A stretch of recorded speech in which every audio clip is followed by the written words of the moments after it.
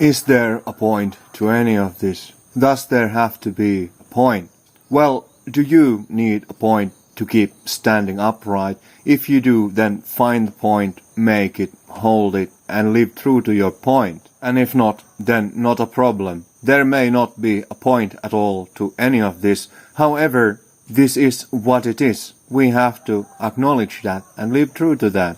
That in itself is a point of some proportions, approximately the size of all of existence. And if you live not looking at the great point of what is, if you're not paying attention to what is independent of your opinions, instead bypassing reality, living in your projections, in your hallucinations, then you are definitely missing any and all points that might ever be available.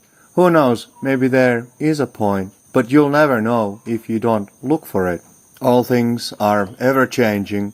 Whatever that all of this may eventually add up to, there is no such point forthcoming that you could pack up, shove in your pocket, and hold on to it for dear life forever and ever. It will come and it will pass. There is, however, a point to allowing for its passage, not clinging to things that are passing by, and in allowing for the well-rounded, free evolution and emergence of all things, you may come to a certain fulfillment and reconciliation.